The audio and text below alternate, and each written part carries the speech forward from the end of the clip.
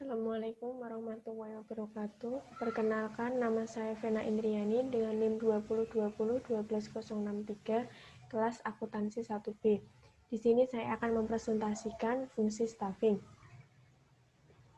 A. Definisi staffing. Staffing adalah usaha untuk mengisi dan memenuhi kebutuhan tenaga kerja manusia dalam suatu organisasi. Macam-macam kegiatan staffing. 1. Perencanaan sumber daya manusia. 2. Penarikan atau rekrutmen. 3. Seleksi. 4. Pengenalan dan orientasi. 5. Pemberian balas jasa dan penghargaan. 6. Pengembangan karir. 7. Memanfaatkan tenaga kerja yang ada dalam organisasi sebaik mungkin. C. Perencanaan sumber daya manusia. 1. Untuk kebutuhan masa depan. 2. Untuk keseimbangan masa depan. 3. Untuk pengadaan, seleksi, dan pemberhentian. 4. Untuk pengembangan. Mempertimbangkan 2 faktor, yaitu faktor yang pertama, rencana strategi dasar organisasi, beserta tujuan, serta taktik untuk membuat sesuatu. B. Perubahan lingkungan. Macam jenis kebutuhan tenaga kerja juga dibagi menjadi 2, yaitu kebutuhan akan tenaga kerja staf atau manajerial. 2. Kebutuhan akan tenaga operasional. D. Penarikan atau rekrutmen.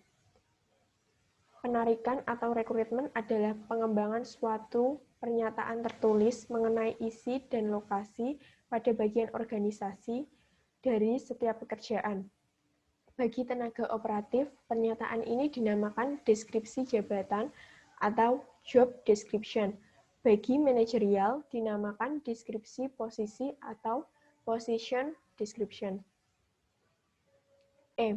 Sumber tenaga kerja dibagi menjadi 2, yaitu sumber tenaga kerja dari dalam dan sumber tenaga kerja dari luar. Sumber tenaga kerja dari dalam, yang pertama, pengangkatan atau promosi, yang kedua, pemindahan atau transfer, yang ketiga, penataran atau upgrading, yang keempat, teman atau sanak famili karyawan sendiri.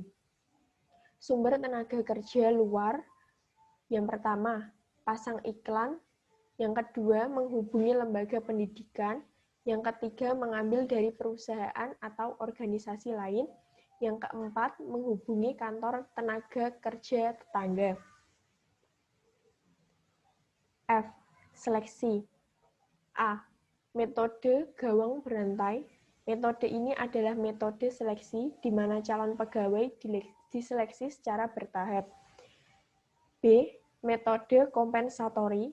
Metode ini adalah metode seleksi di mana calon pegawai diuji sekaligus tanpa ada pertahapan. G. Pengenalan dan orientasi. Masa orientasi adalah waktu yang dipergunakan untuk memberikan orientasi atau perkenalan pegawai baru kepada pemimpin dan teman kerjanya. H. Latihan dan pengembangan. 1. Metode pelatihan. 2. Pelatihan di luar tempat kerja atau off-the-job training. Yang pertama, self-study atau belajar sendiri. Yang kedua, tugas belajar. Yang ketiga, upgrading. Yang keempat, magang atau apprenticeship. Yang kelima, coaching. Yang keempat, perputaran jabatan. Yang ketujuh, permainan peranan. Yang ke-8, seminar, rapat-rapat, dan lain-lain. Dan yang ke-9, vestibul school. I. Balas jasa dan penghargaan.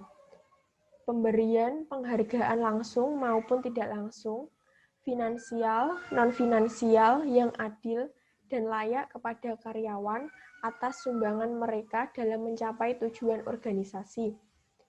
Wujud kompensasi seperti uang, yaitu bisa berupa gaji, upah, dan tunjangan bonus. Yang kedua, natura, beras, gula, kopi, minyak, obat, dan lain-lain. Yang ketiga, kenikmatan, yaitu fasilitas rumah, kendaraan, kesehatan, dan lain-lain. J. Pengembangan karir promosi. Promosi adalah usaha memberikan kekuasaan tanggung jawab yang lebih berguna kepada seorang pegawai dengan disertai kenaikan gaji atau upahnya. Promosi kering adalah kenaikan pangkat pegawai disertai dengan tanggung jawab, tetapi tidak diikuti dengan kenaikan belas jasanya. Terjadi dalam situasi darurat saja. Tujuan promosi: A. Untuk mengisi jabatan yang lowong. B. Untuk memotivasi pegawai agar mampu meningkatkan prestasinya lebih tinggi lagi. Syarat-syarat promosi adalah A. Formasi. B. Yang bersangkutan itu memiliki cakap atau berprestasi. Yang 3 macam prinsip promosi. Ada 3. Yang pertama, dasar keterampilan atau merit principle. B. Dasar senioritas atau seniority principle. C. Dasar teman atau spoils system. K. Transfer. Transfer atau pemindahan pegawai adalah usaha untuk meningkatkan kembali pada jabatan yang paling sesuai dengan latar belakang pribadi pegawai bersangkutan. Ada 2 alasan pokok transfer. Yang pertama, karena permintaan sendiri pegawai yang bersangkutan. Yang kedua, karena ingin dari pemimpin sendiri. L. PHK. Pemberhentian pegawai adalah pemutusan hubungan kerja antara pihak perusahaan atau organisasi dengan karyawannya. Alasan pemutusan hubungan kerja terdiri dari 4, yaitu permintaan pegawai sendiri, keputusan perusahaan atau organisasi, pegawai meninggal dunia, dan keempat, telah habis jangka waktu kontrak kerjanya. M. Tujuan pensiun. Yang A. Untuk mengadakan peremajaan pegawai. B. Pegawai yang bersangkutan sudah berusia lanjut. C. Pegawai menderita cacat yang tidak memungkinkan untuk bisa bekerja dengan normal. D. Posisinya akan diganti oleh pegawai yang lebih bermanfaat dan lebih bisa menangani pekerjaan tersebut. Sekian presentasi dari saya. Apabila ada salah kata, saya mohon maaf. Wassalamualaikum warahmatullahi wabarakatuh.